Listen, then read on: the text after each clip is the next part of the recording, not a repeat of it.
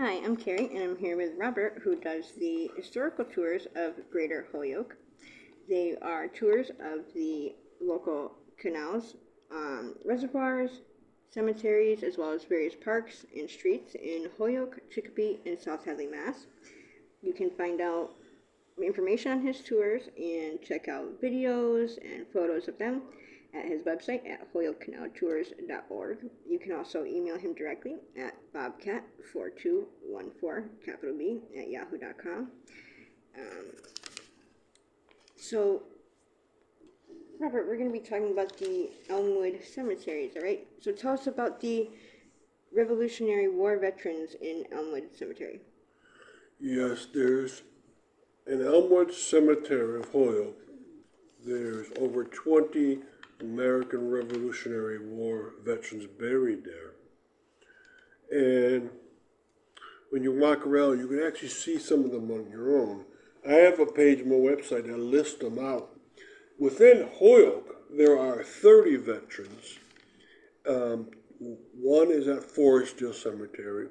4 are in the Smiths Ferry Cemetery, and 4 are in the Rock Valley Cemetery. There's 21 in Elmwood Cemetery. Now, 2 of those 21s aren't buried there. 2 brothers are buried out at Fort Ticonderoga, New York. One died during the Revolutionary War, another died during the Revolutionary War, but he wasn't a soldier. He was going out to bring food to his brothers that were out there.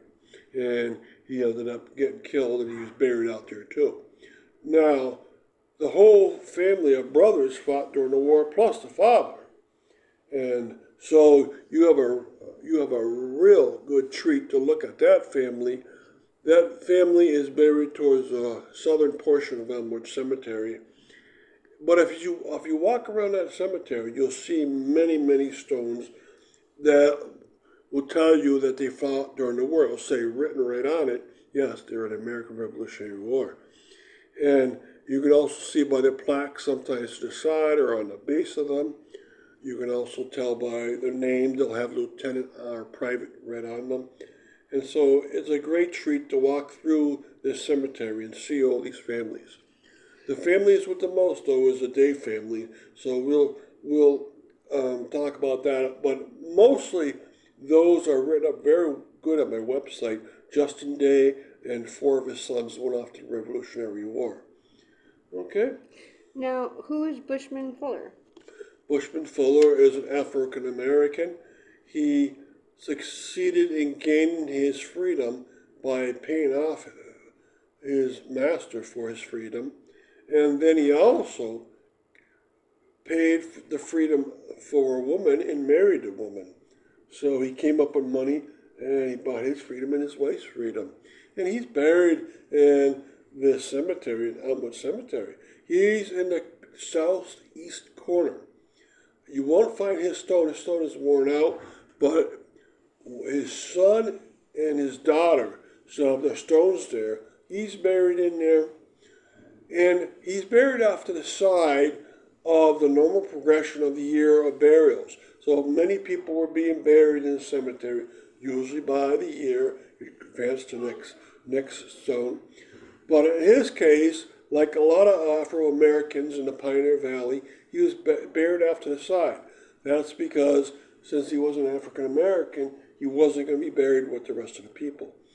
And this was found out also by another researcher that does more research than I do. And it's a sad truth, but the burials have caught up to him, so it's around him are some burials, but they're not in the progression of the years around him. That's how I knew something was serious was up with this. Okay, now, who is Eunice Day? Justin Day's wife was Eunice Day. It was his first cousin, and he married her, had many kids, like 10 kids. 4 of the children went off to the Revolutionary War. 2 of them died, 2 came back, and her husband came back. Since she had lost sons in the Revolutionary War, her name, Eunice Day, became the name for the Daughters of American Revolutionary War program in Holyoke. they named it after her. And she has a plaque on the bottom front of her gravestone, and it says right on it that she now is a DAR namesake. And the reason why they chose her is because she had lost those sons. Now, so relate to Nathaniel Parks and the Luther Frank Park story. Yes, this is a sad story. What happened here is that Nathaniel Parks went out to hunt, and he went into a hole to hide away from the animals. But he was wearing a raccoon hat at the time. So he's in a hole with a raccoon hat. And the hole was deep enough to cover his whole body, but his head was sticking up, and it was a raccoon shape to it because it was a raccoon hat. So Luther Frink went into the woods also, and he came along and he saw this raccoon shape, this raccoon hat. He didn't check out the situation very much. So he just shot at the raccoon. But it turned out not to be a live raccoon, but rather the raccoon hat that Nathaniel Parks was wearing. So if you go to the stone of Nathaniel Parks, it'll say right on it that he was killed when he was in a hole because he had a raccoon hat, and it says that Luther Frink killed him casually. Now, the word casually 200 years ago meant much more than it does now. It meant back then that you didn't check out the situation. Nowadays, it means that you didn't care too much. But then it means you just didn't check out the situation enough to figure out what's going on. So Nathaniel Parks got killed that day by Luther Frink. Now, Luther Frink is also buried in this Elmwood cemetery. So you can go over to the other side of the cemetery to the north, and you find Luther Frink. And it'll say he died in his 90s. I read his obituary. By the end of his life, he was blind in both eyes. He was crippled. And he had to spend his whole life knowing, everyone knew that he had accidentally killed Nathaniel Parks. So this is a great cemetery to go walking around. I hope you check a lot of the pieces of it out. There are medical doctors or historians. There's a lot of empty spaces because a lot of gravestones are gone, but many of the gravestones are still there. It is the oldest cemetery in Holyoke. It used to be called the Baptist Cemetery because it was near the Baptist Church, but it's the oldest, made in 1730. The next oldest is 1776, and the next oldest after that is 1806. So this is the oldest by far, so if you want to really learn Holyoke history, this is a great start. So such interesting stories. If you want to hear some more or check out more information on his tours, you can find out about them at his website. Again, that's holyokecanaltours.org, or email him directly at bobcat4214, capital B, at yahoo.com. And hopefully you go and check out some of the other podcasts we have as well. Thank you for joining us. Massachusetts. Now you actually lead these tours and give these presentations yourself, is that correct?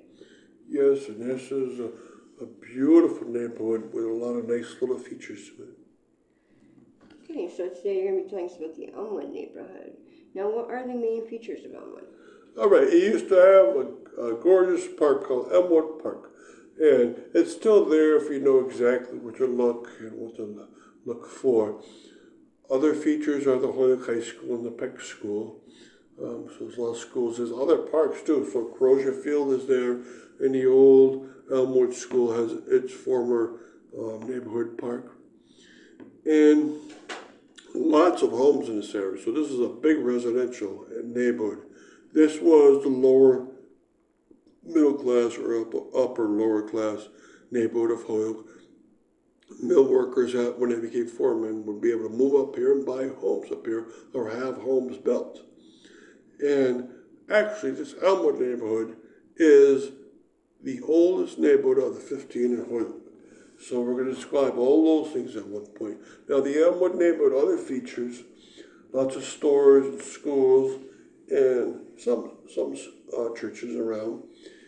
it's very important to remember how big it is. It's defined by, on one edge, by Beach Street, and then on the other edge, it's mostly defined by the end of Route 5 as you come onto Main Street. And then it's defined by the cliffs that form the Springdale neighborhood. And then lastly, it's defined by Jackson Street, because that's where the Elmwood Park was. When the Elmwood Park was around, it formed two of the boundaries itself. So tell us about Elmwood Park. All right, Elmwood Park was a park started in 1895, named into Elmwood Park in 1899, and it was transformed into an Olmsted designed park. It was the nicest of the four Olmsted parks of Holyoke. It took them about 13 years to make the park, whereas the other parks took 1, 2, or 3 years. This took 13 years. The engineer for the Elmsted brothers had to come to Holyoke at least once and sometimes twice a year to see what the development of the park was. The amount of designs it took was incredible because they wanted it contoured to make it look like a rustic park. It still exists in one sense because if you know where to go, you can follow the outline of the park, and some of the parks, part of the parks are still parks but renamed. Others are fields and schools.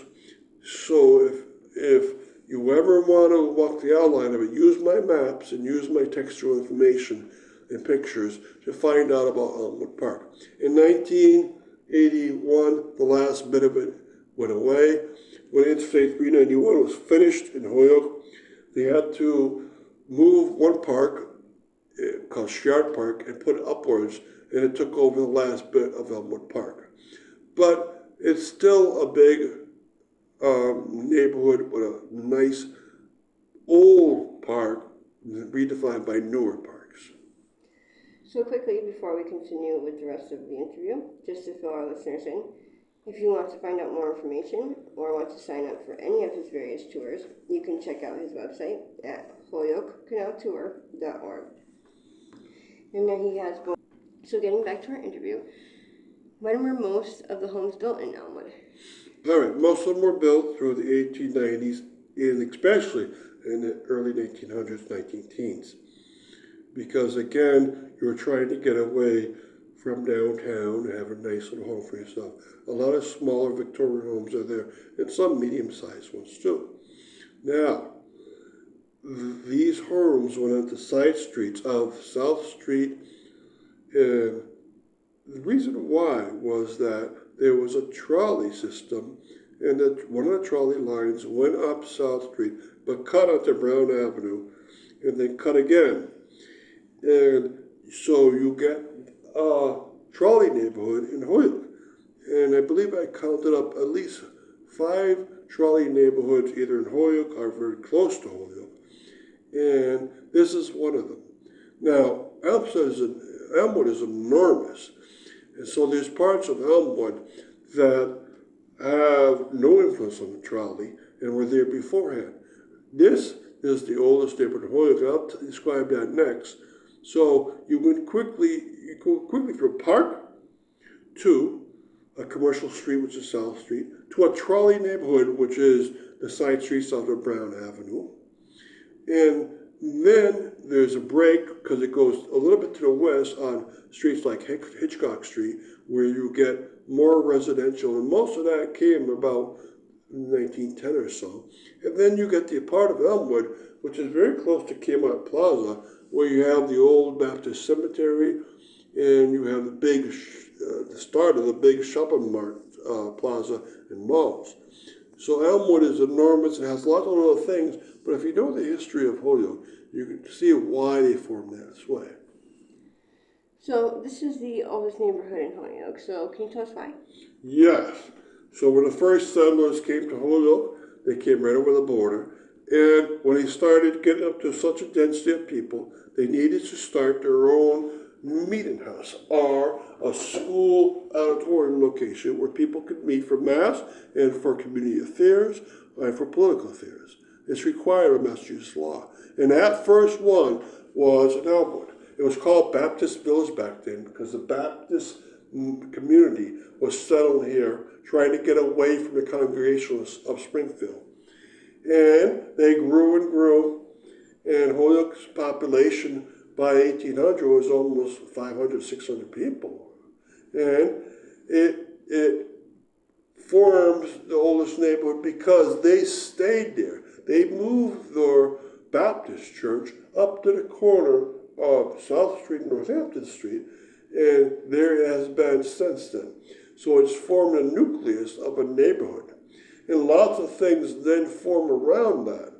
So this old neighborhood is hard to see, but if someone describes it to you, you can see it. But all these modern things are things that are 100 years old are also around it. So you have a community that is 300 years old, a community that's 200 years old, a community that's 100 years old, and modern facilities. So that, like you have the Blessed Sacrament Church, which has been there for 100 years, and people say, no way, because it has a modern church. You have the old Metcalf School, you have old houses, but in the mix, you have modern houses too. So this is a very old neighborhood, and the reason why you can tell that for sure is the oldest cemetery of Holyoke is there, formed in 1730. And that's the Baptist cemetery, now called the Elmwood Cemetery. You go in there and you find extremely old gravestones from the 1700s. That's always a sign something is up. And the best thing to learn more about this is to keep reading about many features of it, the churches, the streets, the cemeteries, and to learn more about Holyoke and how it was redefined constantly from that point. Thank you, Robert, for educating us on your tours, and we want to thank our listeners for tuning in. And you can also tune in to a large selection of our other podcasts and much more at his website, holyokecanaltour.org.